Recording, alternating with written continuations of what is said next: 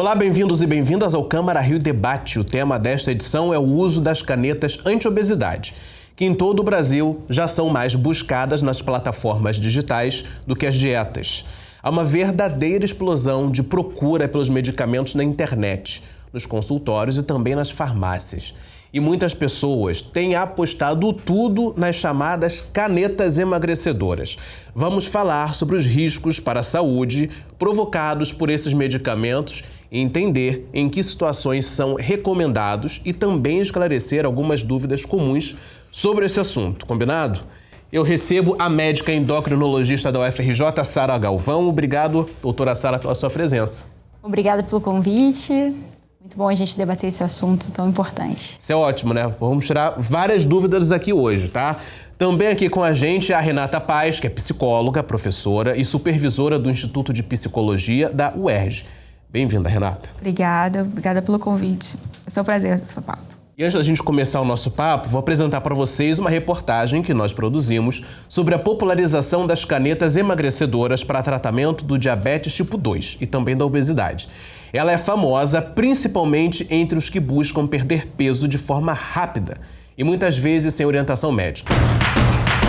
No Google, as pesquisas pelas substâncias das canetas emagrecedoras dispararam em 2025. As buscas sobre os remédios para perda de peso superam as consultas por dietas e outras formas de emagrecimento. O Brasil é o quarto país no mundo em buscas sobre tirzepatida, princípio ativo do Mounjaro, e o oitavo no ranking da semaglutida, utilizada no Ozempic. Os dados são do Google Trends e esse comportamento tem chamado a atenção de especialistas em saúde. As medicações tão popularizadas por influenciadores e celebridades têm mexido com pessoas que desejam emagrecer de forma rápida e muitas vezes sem orientação médica. Apesar de autorizadas pela Anvisa para o tratamento da obesidade, do sobrepeso com comorbidades e do diabetes tipo 2, o uso dessas substâncias exige cautela e acompanhamento profissional. Muito bem, vamos começar nosso debate? Vamos lá, Sara, começar com você, tá bom? 1 bilhão de pessoas, segundo um estudo de 2022, no mundo, passam por algum tipo de obesidade, né? E aí, algum nível, na verdade, de obesidade. E aí, a minha pergunta é, para quem essas canetas são de fato recomendadas? Primeira coisa que a gente tem que ressaltar é justamente o que você falou, que a gente vê uma epidemia de obesidade, né, no mundo inteiro e principalmente na América Latina, incluindo no Brasil. E a gente não tem visto, né, a gente não tinha até pouco tempo atrás muitas opções terapêuticas para o tratamento da obesidade. Né? Então, os medicamentos, né, a semaglutida, a tirzepatida, né, os análogos do GLP-1 e os análogos duplos vieram para a gente conseguir, né, tratar adequadamente esses pacientes e evitar as comorbidades que vêm da obesidade. A gente sabe que a obesidade ela é o grande fator de risco por detrás das doenças metabólicas que mais matam, né? O que mais mata, qual é a doença que mais mata no Brasil e no mundo? São as doenças cardiovasculares. E a gente sabe que a obesidade é um dos fatores de risco para a doença cardiovascular, assim como o diabetes. Então, a gente tratar a obesidade, a gente consegue evitar também, né, que essas doenças metabólicas apareçam e que, em contrapartida, os pacientes tenham mais eventos ou mortalidade cardiovascular. Mas, Sara, uma dúvida, como que esse medicamento ele funciona no organismo das pessoas? Porque não é só chegar na farmácia, entregar a receita, pegar, né, a medicação e aplicar em casa, né? Tem todo um processo de cuidado, enfim, tem um pré-início de tratamento. Como que isso funciona? Então, para a gente entender de forma didática, eu acho que é interessante a gente entender o que são essas moléculas, né? Então, basicamente, eles são análogos do GLP-1, né? O que é o GLP-1? Na verdade, tem a semaglutida, a liraglutida são análogos puros do GLP-1. A tirzepatida, que é o Mounjaro, é um análogo duplo do GLP-1 e do GIP. O que é o GLP-1 e o GIP? São moléculas que são produzidas no nosso trato gastrointestinal toda vez que a gente ingere qualquer tipo de alimento. E a função delas, né, primariamente, né, e foram descobertas e primariamente estudadas para o diabetes porque elas melhoram a sensibilidade à insulina. Então, por isso que elas foram primeiro estudadas para diabetes, são remédios extremamente eficazes para o tratamento de diabetes tipo 2. Só que, além delas melhorarem a sensibilidade à insulina, elas também promovem saciedade por meio de mecanismos centrais. Então, ao promover a saciedade, elas fazem com que a ingesta calórica reduza e, com isso, o paciente consiga ter um déficit calórico e perder também peso. Ao mesmo tempo, um dos efeitos do GLP-1 é um efeito no próprio trato gastrointestinal, o que leva aos efeitos colaterais, mas é por conta desse efeito do GLP-1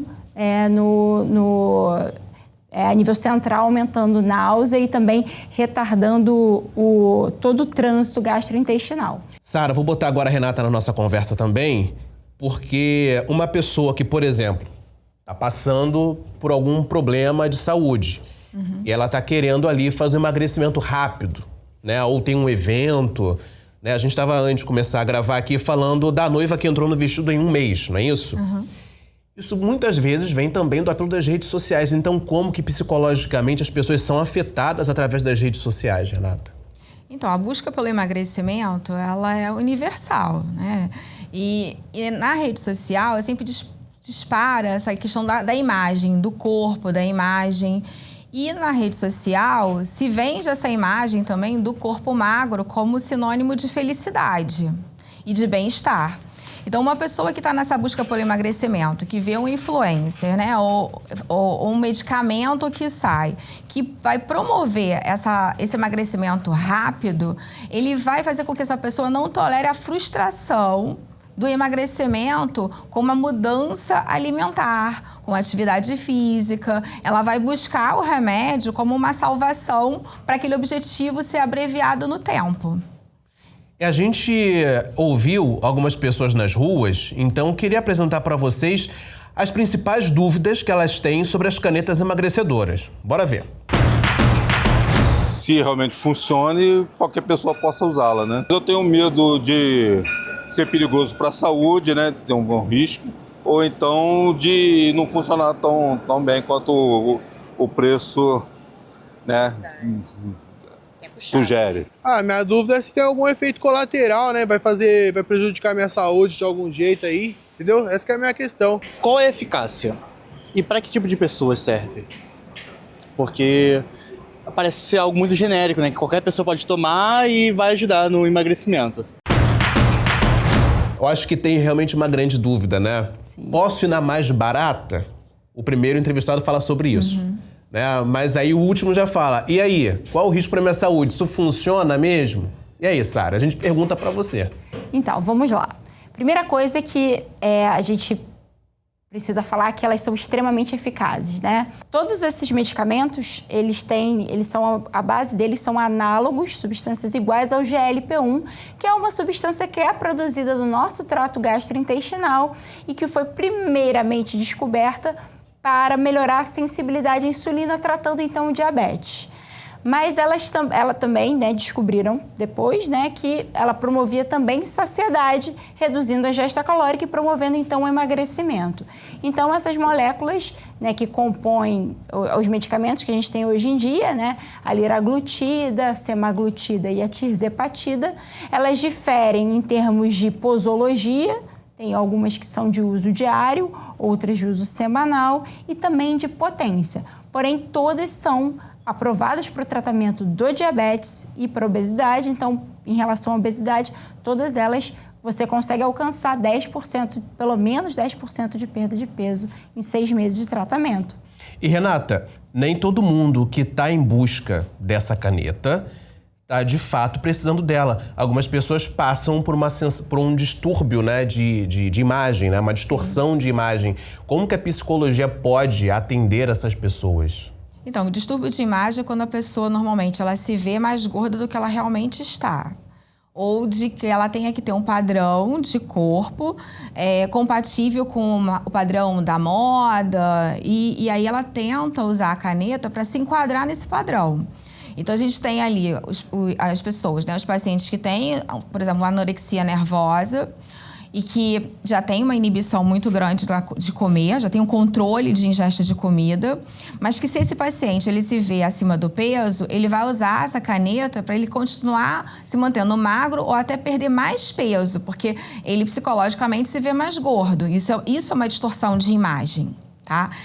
E isso acaba sendo problemático. Quando a gente fala de transtorno alimentar, a gente também tem a bulimia. A bulimia, muitas vezes, ele também tem uma distorção do peso, mas ele tem a ingesta do alimento e vai fazer alguma purgação, né? Então, vai tomar laxante, vai fazer exercício físico em excesso. Então, se ele tiver sobre o uso de uma caneta, ele vai inibir essa fome. Então, aquela farra alimentar que ele teria, ele vai deixar de ter, embora ele vá continuar tomando chá, remédio, laxante, então ele vai perder peso.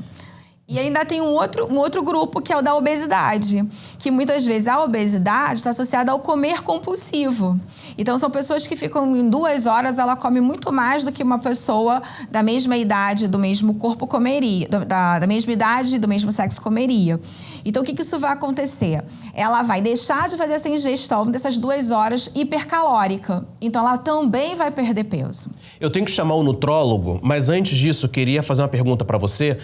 E, por favor, de maneira bem resumida, tá, Renata? Como que a psicologia pode ajudar? Como que você ajuda esse paciente que chega lá e fala, Renata, eu tô gordo, quero emagrecer porque semana que vem tem um evento.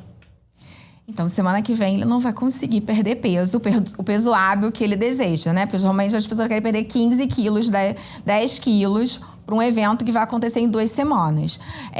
Para que você tenha um emagrecimento duradouro, você precisa saber qual é a função do comer.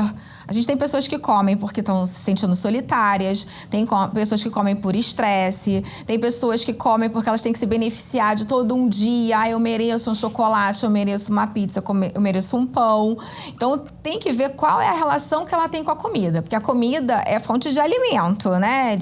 Para matar fome, com a questão dos nutrientes. E as pessoas que têm o transtorno alimentar, muitas vezes elas vão para os alimentos que são hipercalóricos e que, na verdade, não tem nenhuma função de vitamina que o organismo exige, né? Precisa. Perfeito, Renata. Então agora a gente vai chamar o nutrólogo Jansen Fernandes, que falou com a gente sobre o uso das canetas emagrecedoras e deixou uma mensagem em que sugere caminhos alternativos para tratar o sobrepeso e como manter hábitos saudáveis. Na sequência, a gente vai para o intervalo rapidinho e na volta tem mais Câmara Rio Debate aqui na sua TV.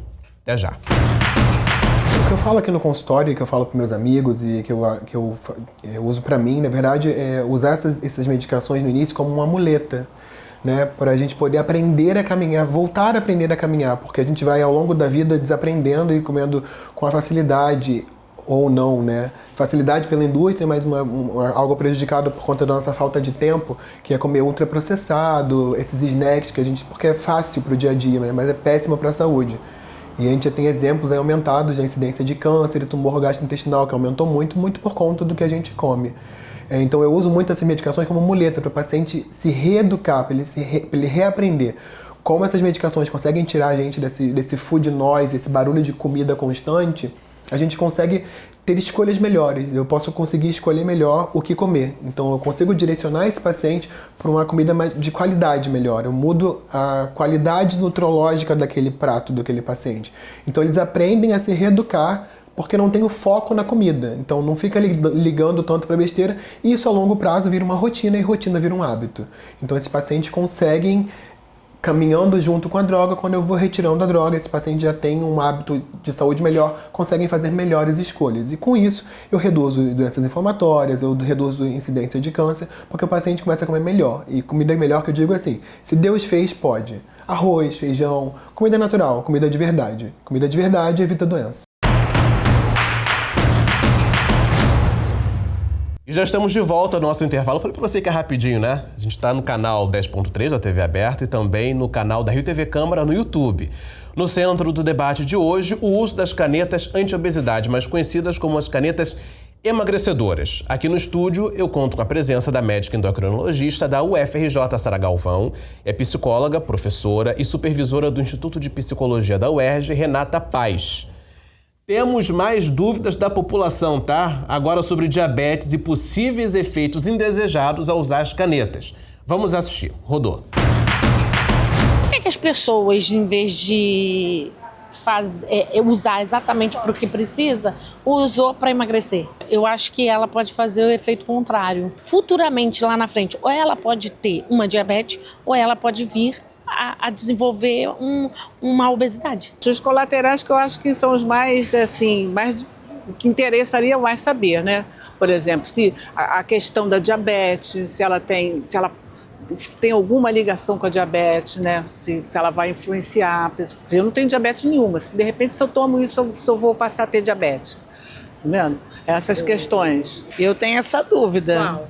De que será que volta tudo como era antes? Faz efeito sanfona? Se é só por um tempo, se é só 3 meses, depois volta tudo de novo? Eu acho que essa pergunta, por último, do efeito sanfona, eu acho que ela pega muita gente, né?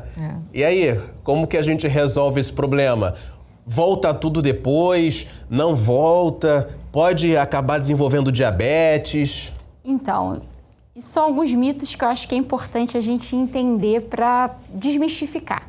A primeira coisa é que, como eu disse, o GLP-1 ele melhora a sensibilidade à insulina. Então, ele realmente é um tratamento para diabetes e ele também previne o diabetes. Então, o paciente, por exemplo, que tem obesidade, não tem diabetes, o fato dele emagrecer, o fato dele usar a medicação, ele previne o aparecimento do diabetes. Então, é justamente o contrário. Então, você tratar a obesidade, você previne o diabetes lá na frente. Assim como se você tratar o diabetes, quanto mais precocemente a gente sabe que a gente trata o diabetes, mais você diminui a progressão do diabetes, as complicações relacionadas ao diabetes, a progressão para a doença renal. Então, isso é um mito que a gente tem que sanar. Então, tratar a obesidade, você vai prevenir diabetes. E tratar o diabetes, você vai prevenir as complicações do diabetes. Então, quando indicadas para esse fim, elas são muito bem indicadas e com benefícios claros. Outra coisa que a gente também tem que deixar claro sobre efeito sanfona. A gente tem que entender que qualquer emagrecer é antifisiológico. Nosso corpo, ele não quer emagrecer, ele não quer perder gordura de nenhuma maneira. Por isso é tão difícil emagrecer. Por isso que é tão difícil. Isso, na verdade, é um mecanismo adaptativo, Nós, quando éramos homens da caverna, não tínhamos alimentos, a gente caçava os alimentos, a gente acumular gordura acumular gordura foi uma vantagem evolutiva. Então, todo o excesso calórico que a gente faz, a gente armazena como gordura para momentos de starvation, momentos que a gente tem inanição.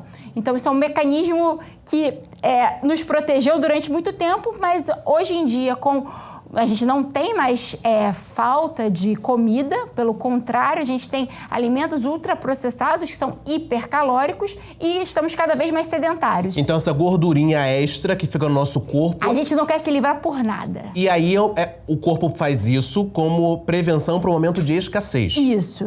Então, por isso que emagrecer não é fisiológico. Então, o que acontece é que quando o paciente ele emagrece com essas medicações... depois ele vai ter um aumento de fome que ocorreria com qualquer emagrecimento e se ele fizer uma interrupção abrupta do medicamento que justamente promove saciedade, ele pode ter esse reganho de peso se ele não mudar o estilo de vida dele, se ele não entender como ele deve se alimentar, se ele não tiver um tratamento psicológico, se ele não praticar atividade física, se ele não mudar realmente o estilo de vida. E para a obesidade, a gente sabe que a obesidade é uma doença crônica. Por isso essa parceria entre vocês é tão importante, né? Antes da gente começar a gravar, a gente estava aqui debatendo um pouquinho sobre o tema do nosso programa, que é a caneta anti-obesidade. Mas muita gente chama de caneta emagrecedora. Sim. Tira do foco do paciente, Sim. Dá o foco total para a caneta. Como que isso impacta pro paciente? Dá o nome correto, que uma caneta anti-obesidade não é necessariamente uma caneta emagrecedora. Então, a ideia da caneta emagrecedora veio dessa mídia, pela rapidez da perda de peso. O paciente vai ter que entender que a caneta é um coadjuvante. Ela vai ajudá-lo no processo de perda de peso, principalmente quando a pessoa está muito acima do peso. Para que ela mantenha, né, e para que ela tenha sucesso, ela vai precisar da parceria do médico, ela vai precisar de um nutrólogo, ela vai precisar de um terapeuta, porque vão vir outras coisas associadas, ansiedade, quadro depressivo, muitas vezes. Às vezes o quadro depressivo vem antes mesmo até do processo de obesidade.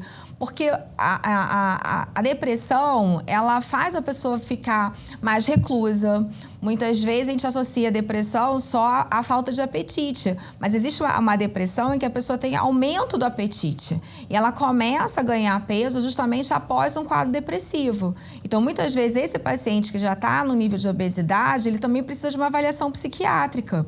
Porque se ele tem a depressão como uma condição anterior ao processo de obesidade, não vai adiantar ele usar a caneta, ele fazer uma dieta se ele não tratar o quadro dele depressivo.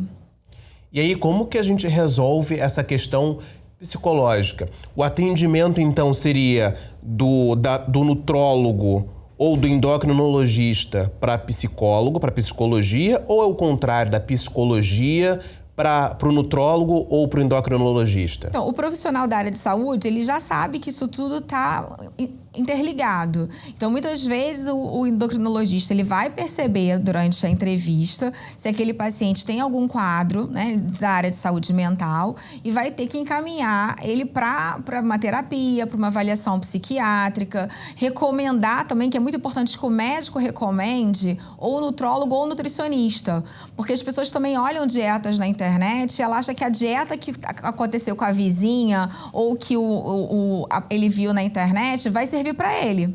E muitas vezes não, ele vai ter que ter um plano alimentar de acordo com a rotina dele. O plano alimentar é personalizado. E aí o psicólogo vai ajudar ele a se manter ali. Mas a gente vai ver quais são as barreiras emocionais ou até mesmo comportamentais e o estilo de vida que ele tenha, que aquele plano alimentar não se encaixa. E se esse paciente ele chega primeiro na terapia, ele está usando a caneta, o nosso procedimento é o mesmo. Ele procurar um endocrinologista, ele procurar o psiquiatra, para que ele tenha o tratamento, né, multiprofissional. A gente já está quase chegando no fim do nosso programa, mas queria saber de você, Sara, se você já atendeu algum paciente que chegou, doutora, tem essa receita aqui, quero essa receita. Sim, hoje em dia os pacientes têm chegado assim, não, doutor, eu quero Monjaro. Sim, peraí, como assim? Vamos ver quem é você. De onde você tirou isso? Não, mas eu quero Monjaro, porque eu vi que o Monjaro, eu vou casar, eu quero Monjaro. E, assim, existe um pouco a mídia, realmente, a rede social tem amplificado muito isso. E a gente tem que entender e a gente tem outros medicamentos, né? Os análogos de GLP-1 são uma classe de medicamentos. Às vezes o paciente tem outras comorbidades, até psiquiátricas, né? Que é compulsão alimentar e tem outras medicações que fariam mais sentido. Enfim, tem que ver se o paciente realmente tem indicação para aquele tratamento. Então, a gente tem que conversar, desmistificar e entender. Não adianta, isso é importante, né? Por isso que a gente fala contra esse nome canetas emagrecedoras, porque isso tira a responsabilidade do paciente no processo de emagrecimento. Ele tem que entender que, como a Renata falou, eles são coadjuvantes, vão conseguir te manter no déficit calórico, seguir o seu plano alimentar e vão ser muito eficazes, né, no déficit calórico e no sucesso do tratamento, mas que sozinho o medicamento ele não vai fazer milagre e você tem que ter a sua responsabilidade no tratamento. É claro que elas são muito úteis e indicadas, então, ao mesmo tempo que, às vezes, há uma demora, né, uma inércia terapêutica de a gente tratar a obesidade, a gente precisa tratar a obesidade, a gente sabe que mudança de estilo de vida e muitas vezes a gente tem que iniciar precocemente sim o medicamento para o paciente que tem indicação, mas sempre aliando o tratamento à mudança do estilo de vida, que é o pilar do tratamento. Então, a próxima pergunta para você, Renata, para a gente já encaminhar para o final do nosso programa. Queria que você desse para a gente algumas dicas para as pessoas que estão assistindo a gente agora em casa, de pessoas que estão passando por alguma situação, você vê que é um familiar, um filho, uma filha, um neto, uma neta, mãe, enfim, qualquer pessoa que seja, e você está ali observando, poxa, tem alguma coisa estranha, talvez esse familiar esteja passando por algum distúrbio de imagem, enfim. Quais são os principais sintomas disso para a gente ficar alerta? A gente tem, vamos passar na adolescência, né? Que é onde começa aí boa parte desses problemas. Esconder muito o corpo. Geralmente, as pessoas com transtornos alimentares, os jovens você vê com roupa de manga comprida, porque muitas vezes eles não querem mostrar alguma imperfeição, então a roupa larga, ela disfarça. Comer escondido, achar papel de bala, chocolates, assim, dentro dos quartos ou do armário. Se não tem assaltos às geladeiras durante a madrugada.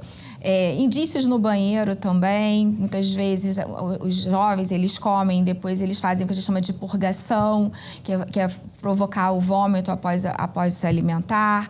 Então, ficar atento até esses efeitos sanfona também, né? Porque o jovem, ele entra às vezes nesse comportamento de privação e quando ele é mais novo, ele consegue ficar muito tempo sem comer e depois de um tempo vem a farra alimentar e ele acaba engordando muito mais do que ele estava antes, né? Como a Sara falou, né? O efeito sanfona é um prognóstico ruim já na adolescência para a vida adulta. Perfeito. Gostaram do programa?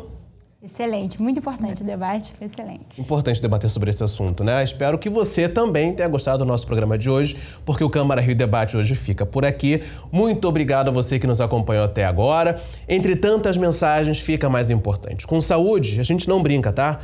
É preciso agir com responsabilidade, fazendo o tratamento adequado, sempre com orientação de especialistas. A gente fica por aqui, assista a nossa programação pelo canal 10.3 da sua TV aberta e também ao vivo pelo YouTube. Até a próxima. Muito obrigado pela sua companhia. Obrigado a vocês também. Tchau, tchau.